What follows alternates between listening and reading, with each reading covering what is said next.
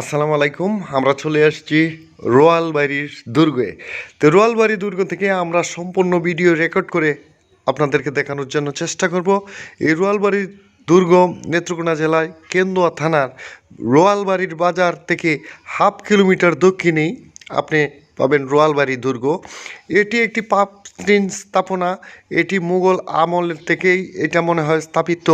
তো এটা বাংলাদেশের দর্শনীয় স্থানের পক্ষ থেকে মানে মধ্য থেকে এইটাও একটি স্থান। আপনি যদি এই রোয়ালবাড়ির দুর্গতে আসেন তাহলে দেখতে পারবেন যে এখানে পাথরের ফিলার, যা আপনি অন্য কোথাও পাবেন না। তো মুঘল স্থাপত্যগুলোর একটি এটি। তো চলুন আমরা রোয়ালবাড়ির দুর্গর খুব কাছ থেকে আমরা দেখে আসি। তো চলুন যাই রোয়ালবাড়ির দুর্গের খুব কাছে। রোয়ালবাড়ি দুর্গে আসলেই আপনারা বসার জন্য একটি পেয়ে যাবেন স্থান। সেখানে আপনি রোদ বৃষ্টি থেকে আপনি মুক্ত পেতে পারবেন। এখানে বসে আপনি তার সৌন্দর্যটুকু উপভোগ করতে পারবেন। তো আমরা চলে এলাম রোয়ালবাড়ির যে দুর্গর মাঝখানে। এই মাঝখানে আমরা দেখতে পাচ্ছি যে এখানে আপনার পাথর দ্বারাই তৈরি। এইটা মোগল আমলের বা সুলতানি আমলের স্থাপিত। এটা সঠিক ইতিহাস এখনও জানা নেই। তো বাংলাদেশে এই ধরনের বা অন্যান্য কোনো স্থাপনার মধ্যে যে এই ধরনের কারুকার্য সম্বলিত পিলার আছে কিনা আমাদের আর জানা নেই। তো আমরা প্রত্যেকটি পিলার দেখতে পাচ্ছি পাথরের তৈরি। আপনারা চোখ জুড়িয়ে যাবে যদি এখানে আসেন।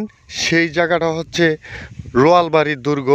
নেত্রকোনা জেলার কেন্দুয়া থানার রোয়ালবাড়ি বাজার থেকে আধা কিলোমিটার দক্ষিণেই আপনি এই দুর্গটি পেয়ে যাবেন। এখানে প্রাচীন স্থাপত্যর যে নিদর্শনগুলো দেখলে আপনার হয়তো চোখ জুড়িয়ে যাবে।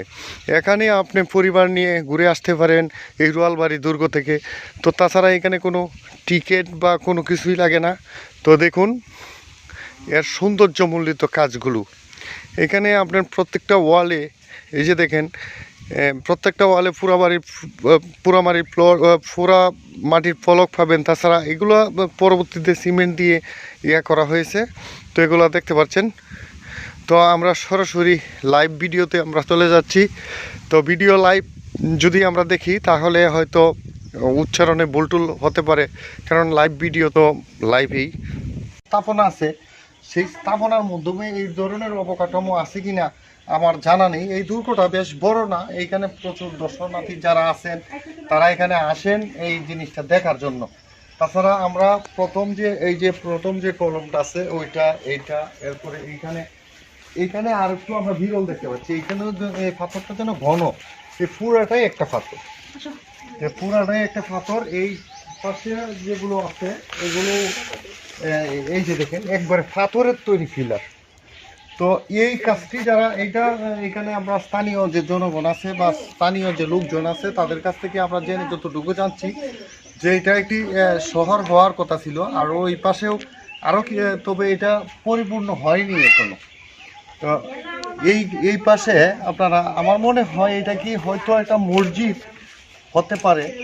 তো মসজিদের মতো এই পাশে কিন্তু এইটা ভেঙে গেছে। আপনারা দেখতে পাচ্ছেন এই যে এইখানে একটি পাথরের খণ্ড অবস্থান করতেছে। এই যে এটা পাথরের খণ্ড। আর এইখানে এইদিকেও আমার মনে হয় এটা ছিল, পরে মনে হয় ভেঙে গেছে বা এটা তো মাটির নিচে পাওয়া গেছিল।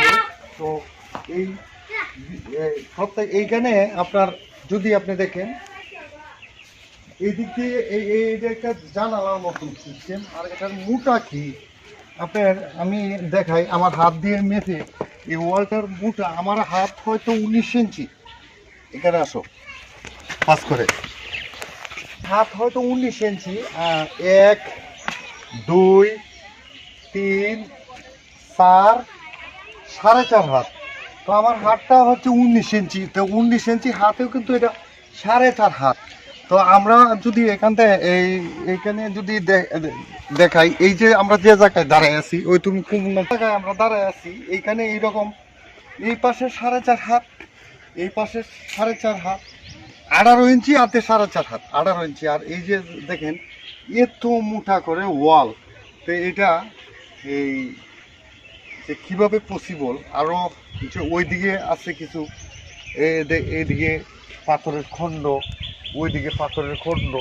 এটা আমার মনে হয় একটা মসজিদ, আর মসজিদ হওয়ার কথা ছিল প্রাচীনকালে, বা কোনো এই প্রাসাদ। প্রাসাদ হইলে এইরকম কেন হবে না? আমরা যদি একটু ঘুরে ফিরে দেখাই, আমরা একটু লাভ দিয়ে নিচ্ছি। দেখেন এখানে একটি স্তম্ভ, এই যে একটি স্তম্ভ, এই যে একটি স্তম্ভ। এই সামনে দিয়ে আপনারা যদি দেখেন, এই যে এইগুলি যে ইটগুলো একবারে এত বড় নয়, যে ছোট ছোট মানে পাতলা পাতলা ইট। একটা ইট, যে ইটটা কিন্তু আমরা সোনারগাঁয়ের যে এই পেনাম নগরীর সেইখানেও কিন্তু আমরা দেখে আসছি যে এই ধরনের ইট। আর ওনাদের যে কারুকাজগুলি অত্যন্ত সুন্দর।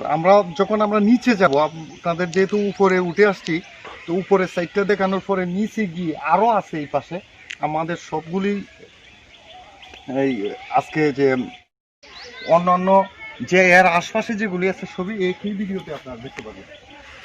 এই যে দেখেন এখানে একটা বিষয় দেখা গেছে, এখানে একটু গ্যাপ রয়েছে। আর আমার মনে হয় এই ওয়ালের পরিমাপ কিন্তু আরও এর থেকে আরও বড় হবে। 1 2 3 4, এইটা মনে হয় আরো 5 হাতের। এই জায়গাটা হয়তো আরো 5 হাতের। এখন চিন্তা করুন, এখানে অনেক যে আগের যে শিল্পীরা যে কাজ করেছেন, সেখানে কাজগুলি কত সুমধুর। আর আমরা এই জায়গাটা ঘুরিয়ে এরপরে আপনাদেরকে নিচে নিয়ে যাব। আর এই সাইড থেকে যে কারুকাজগুলি আছে, সেই সাইডের কারুকাজগুলি আপনাদেরকে দেওয়ার চেষ্টা করব। এরপরে আপনার মেইন আকর্ষণ হচ্ছে বোয়ালবাড়ির যে দুর্গটা দেখলেন, তো দেখার পরে এখানে একটি কবরস্থান আছে ওই পাশে, ওই যে বট গাছের নিচে। এরপরে 2টা পুকুর এখানে কাটা হয়েছিল। এই বাড়ির সামনে ওই যে পুকুরটা, আবার ওই দিকে আরেকটা স্থাপনা আছে, ওইটার সামনে একটা পুকুর আছে। ওইটাও আমরা একই ভিডিওতে আমরা সরাসরি হয়তো রেকর্ড করছি। আমরা চলে আসছি সামনের দিক দিয়ে। এবার হয়তো আমরা এখান থেকে নিচে নেমে যাব। আর এই যে দেখেন এখান থেকে যে পাথরের যে এগুলি আছে, এগুলোকে কেমন দেখা যায়।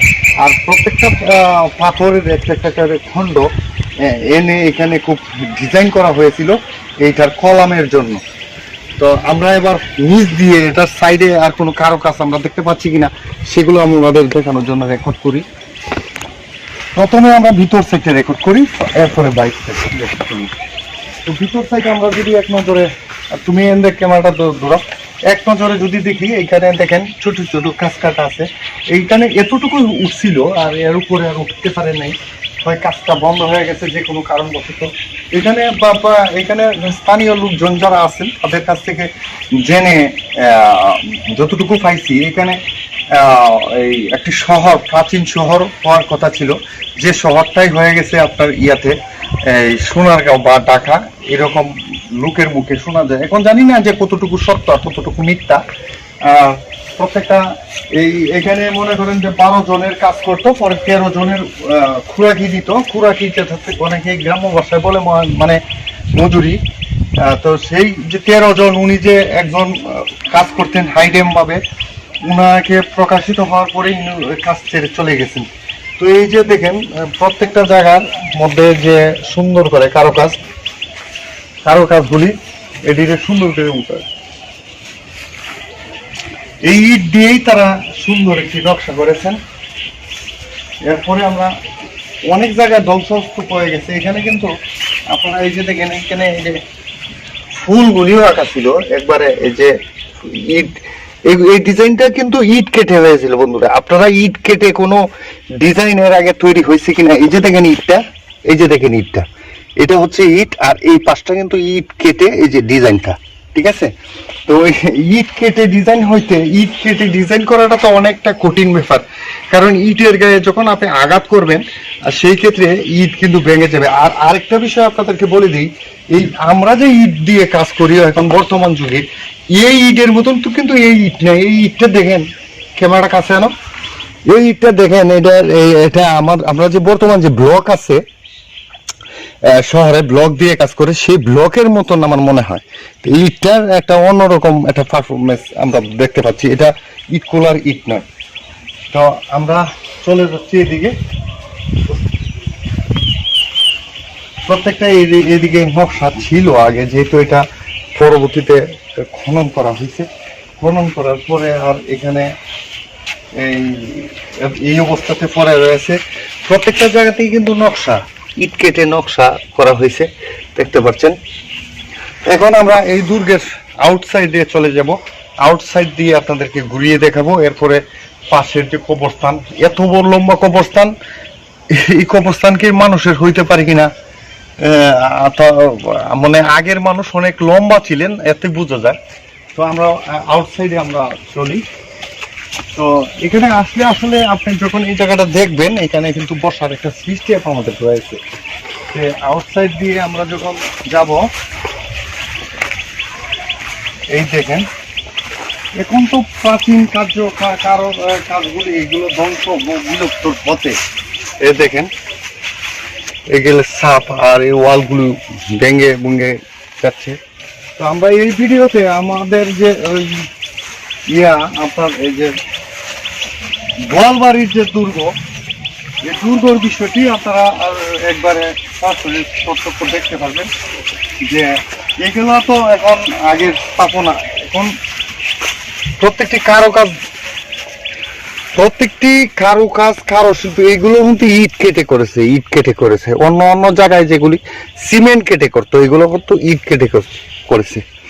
এখন চিন্তা করুন, এইসব কাজ করতে কোনো এক সময় যারা এই কাজটি করেছিলেন বা এই নির্মাণটি করেছিলেন, তারা হয়তো কেমন অর্থ ব্যয় করেছেন তারা।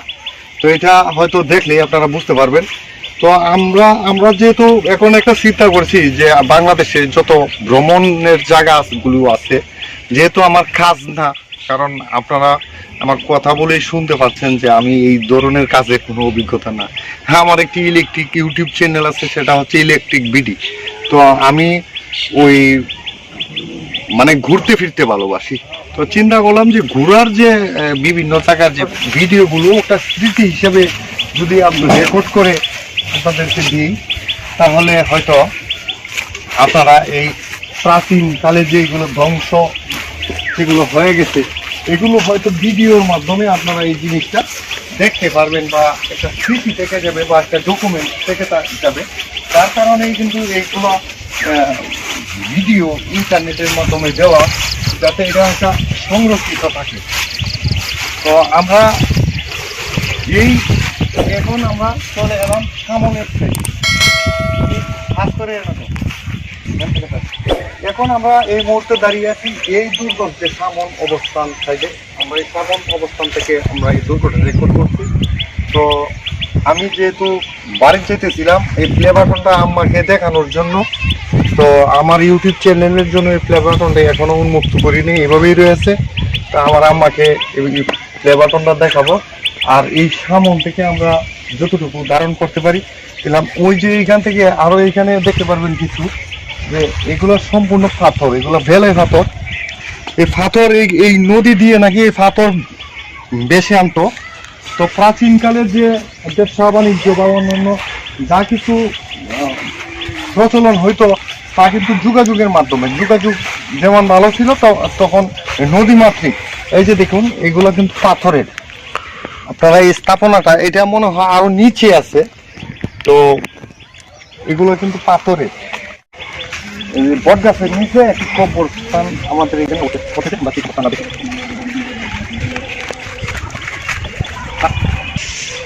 আমরা এদিকে বিশাল এক বট গাছের নিচে আমরা চলে এলাম। এখানে আইসা দেখলাম একটি টিনের গড় কবরস্থান। এই কবরস্থানের গায়ে কোনো কিছু লেখাও নাই। আর এই কবরস্থানটা, এই জায়গাটুকু, এই একটা কবরস্থান না, মনে হয় আরো কবরস্থান এখানেই আছে, এই আশপাশে কবরস্থান আছে। তবে বিশেষ কথা কি, এই কবরস্থানটা যদি আমরা মেপে দেখি, এই কবরস্থানটা কতটুকু আপনারা বুঝতে পারবেন। 1 2 3 4 5 6 7 8 9 10 মানে টোটাল 10 হাত। আমার হাত আগে আমি বলেছি যে আমার হাত 19 ইঞ্চি লম্বা। তো 19 ইঞ্চি 10 হাত যদি লম্বা হয় প্রস্থয় আমরা দেখতে পারি 1 2 3, মানে 3 হাত হয়ে একটু বাড়ছে আর কি এই কবরস্থান।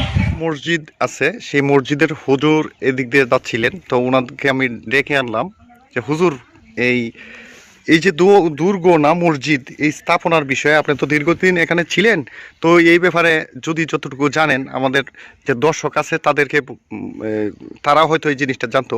তো হুজুর আপনার পাশে যে আসলে এই যে একটা কলামগুলি আছে, এখানে যে অবকাঠামোর যে কলামগুলি আছে আমরা দেখতে পাচ্ছি যে বিভিন্ন পাথরের লিপিত, তো এই বিষয়ে যারা খনন করছিল তারা কি বলছে এটার বিষয়ে? কারুকার্য এইগুলো কত বছর আগের? ওইটার নকশাগুলি, কারুকার্যগুলি প্রত্নতত্ত্ব ডিপার্টমেন্ট এবং বিভিন্ন গবেষকরা এটা ওই 5 বা 6 মুঘল আমলের যত সময় হচ্ছে 5 বা 6 শত বছর আগে ওই আমলেরই তাদের কারুকার্যগুলি। তো এই যে সোনারগাঁ তো অনেক ভবন ধ্বংসাবশেষ, সোনারগাঁয়ে তো অনেক নগরী, ফানাম নগরী না আরো 3-4টা নগরী আছে, তো এই ধরনের নজির কিন্তু আমরা দেখতে পাই নাই, যেগুলি এই যে পাথরের আপনার ফিলার বা কলাম, এই যে ফিলারগুলো পাথরের, এগুলো তো একটা আসলে এটা একটা বিরল। হ্যাঁ, ওইটা তাদের গবেষণা যে ওই আমলের তারাও অত্যন্ত সুদক্ষ ছিল এবং ওই সময়ের যারা কাজ করছেন এরা কারিগর ছিল, অত্যন্ত সুদক্ষ কারিগর ছিল এটা। আর এটা তো ওই কারণ এটা এমনি ওরা যে তাদের কাজ অনুযায়ী বোঝা যায় যে ওরাও অনেক সুদক্ষ ছিল। তো এই এর চারপাশে আরো কি কোনো স্থাপনা আছে? হ্যাঁ, আরো স্থাপনা হইলো ওই যে পাশেই ওই সুলতানি আমলের যে সেনাবাহিনী ছিল, এটা তো সৈনিক ডিপার্টমেন্ট ছিল, সৈনিকদের দুর্গ ছিল, তো ওইটা হলো মসজিদ। আর ওই পাশেই পটগাছের গোড়ায় একটা ইয়ে আছে তাদের যে গোপন পথ বা মাটির নিচ দিয়ে পাথরের দুর্গ থাকলে তো হুজুর বেষ্টনী থাকার কথা, তাহলে এখানে কি কোনো কি এই ধরনের কি বেষ্টনী আছে? হ্যাঁ, বেষ্টনী ওই যে খনন কাজের মধ্যে ওইটা হলো পাথরের প্রাচীর বেষ্টনী, ওইখান থেকে তাদের মেইন গেট ছিল। এখন তো মনে করেন এগুলো যেগুলো খনন করা হয়েছিল এগুলো তো সব বন্ধ করে দেওয়া হয়েছে, এই যে এইগুলি তো এই পাথরের যে খনন হয়েছিল এখানে তো আবার মাটির চাপা পড়ে গেছে। এই দিকে দরজা আছে, তো এর আগেও কিন্তু আমরা রেকর্ড করেছি, যেহেতু আপনাকে এখানে পাইছি, তো সেই ক্ষেত্রে কিন্তু আপনাকে ওই এইটা তো বিশাল একটা সুড়ঙ্গ বোধ বলে মনে হচ্ছে। এই যে দেখা যায় না, এটার পরে আবার ওই দিক দিয়ে গেছে, পরে আবার পশ্চিম দিকে গেছে। হ্যাঁ, তো এটার ভিতরে তো আছে ফাঁকা, এটা কি? তো এটার বিষয়ে কি আসলে এটা কি? এটা বিষয় হলো এটা যদি খনন করা হয় এটা হলো সঠিক তথ্য এবং সঠিক হইলো এটা ওই সেনাবাহিনীদের তাদের ওই দুর্গের থেকে বাহির হওয়ার একটা মাটির নিচে তাদের গোপন রাস্তা, যেটাকে সুড়ঙ্গ পথ। সুড়ঙ্গ, তো এইটাই আমি দেখতে পেলাম, এটার ভিতরে যে ঢুকার পরে ভিতরে এখানে প্রাচীর আছে। জি জি, এটা কিন্তু আমরা অনেকে হয়তো জানি না, এটা এখানে কোনো এটা হলো সুড়ঙ্গ পথ, এটা কবর। আচ্ছা আচ্ছা, এটা হলো সুড়ঙ্গ। আরো এই যে হুজুর এত বড় একটা লম্বা, কিছুক্ষণ আগে আমরা দেখতে পেলাম এটা 18 হাত, আমার হাতে হচ্ছে 19 ইঞ্চি, কিন্তু এই জিনিসটা 18 হাত। আসলে এইটা এই কার খবর? এটা একজনকে বলে ডেঙ্গু মাল, হলো সেনাবাহিনীদের ক্যাম্প, ক্যান্টনমেন্ট। ওই আইন আমরা ক্যান্টনমেন্টটা একটু দেখে আসি। ওই দুর্গের সামনে থেকে এটা এদিকে আনা আছে আর কি। ও, এখানে এই দুর্গের যে মাঝখানে এটা তো এইখানে তো এইখানে তো কোনো এই পাহারাদার কোনো কিছু আছে কি? হ্যাঁ আছে, পর্যটন কেন্দ্র ওই প্রত্যন্ত ডিপার্টমেন্ট থেকে একজন পাহারাদার, উনি অসুস্থ অবস্থায় এখন আছেন আর কি, এই জন্য আসেন। তো উনি যে অসুস্থ অবস্থায় আছেন, এইখান থেকে একটা পিলার ছুঁড়ে নিয়ে গেলে বা কোনো জিনিস ছুঁড়ে নিয়ে গেলে তো এইটার এই দায়িত্বটা কে নিবে? এখন এটা উনি তো যখন সুস্থ থাকে ডিউটি করে, তো ওনার পরবর্তীতে ওনার তো বেতনটা তো আর বন্ধ থাকে না। না, বেতন বন্ধ থাকে, কিন্তু উনি অসুস্থ অবস্থায়, এই জন্য সুস্থ। সেটাই তো, এখানে যদি একটা মানুষকে ওই দায়িত্ব দেওয়া হয় সেই ক্ষেত্রে অসুস্থ যদি থাকে তো ওনার অ্যাবসেন্টে কিন্তু এই যেহেতু একজন লোক আরেকটা মানুষ কিন্তু এখানে থাকার কথা, বা এখানে যে দর্শনার্থীরা আসবেন ওনাদেরকে গাইড বা এই জায়গাটার পরিচালনা কথা। এখন যেহেতু উনি একজন মানুষ এখানে দায়িত্ব আছে, উনি অসুস্থ, তো এখান থেকে কোনো জিনিস চুরি হলে বা কোনো কিছু সরকারি সম্পদ যদি নষ্ট হয় সেই ক্ষেত্রে এই দায়ী থাকবে কে? তো যিনি সহকারী থাকার দরকার, একজন সহকারী যিনি এখান থেকে এইখানে দায়িত্বরত আছেন, আমরা এই ভিডিওর মাধ্যমে তো আমরা বলবো যে উনি যেন সবসময় ওনার দায়িত্ব মেনটেন করে চলেন, কারণ যেহেতু একটা মানুষ সরকারি চাকরিজীবীতেও অনেক টাকা বেতন, এখন তো একটা শহীদারের বেতন 15,000 টাকা, তো সেক্ষেত্রে তো উনি পেনশনও পাবেন, আর পেনশন পাবেন বিদায় আর সরকারি চাকরি করেন থেকে এখানে আমরা যে 1 ঘন্টা পর আমরা এই সরাসরি লাইভ ভিডিও করলাম, সেই ভিডিওর মাধ্যমে আমরা কোনো কিছুই দেখতে পারলাম না যে এখানে কোনো লোক দায়িত্বশীল লোক আছে কিনা, এখানে যে জেলা প্রশাসক আছে বা সরকারি ঊর্ধ্বতন কর্মকর্তারা আছেন, তো এই বিষয়ে আশা করি নজর রাখবেন, কারণ আপনারা তো এই ভিডিওর মাধ্যমে দেখতে পারলেন যে এখানে দায়িত্বশীল লোক থাকার পরেও আমরা দায়িত্বরত কোনো লোক দেখতে পাচ্ছি না। বুঝতেই পারেন যে বিল্ডিং এর ভিতরে তো ফাঁকা থাকে, তো এগুলো যখন স্থাপনাগুলো যখন ভেঙে যায় সেগুলো কিন্তু ঢেবে যায়। হ্যাঁ, তো এই যে প্রাচীন ধ্বংসাবশেষ রোয়াল বাড়ির যে এই যেগুলো স্থাপনা আছে, আর পাশেই মাদ্রাসার নামটা কি, ফাজিল মাদ্রাসা, রোয়াল বাড়ির ফাজিল ডিগ্রি মাদ্রাসা, সেই মাদ্রাসা। আর এইখানে যে নদী ছিল মনে হয় অনেকটা দূরে, তাই না? ওটা বেতাই নদী। কোথায়, কত দূরে? এই তো অল্পই। অল্পই। তো এই হচ্ছে, তো আজকের ভিডিওর মাধ্যমে আপনারা যদি দেখে থাকেন, আমরা এই সমস্তটাই ঘুরে ঘুরে আপনাদেরকে দেখানোর চেষ্টা করছি। আমি সাইফুল ইসলাম আজকের এই ভিডিও থেকে বিদায় নিচ্ছি, আর দোয়া করবেন আমাদেরকে।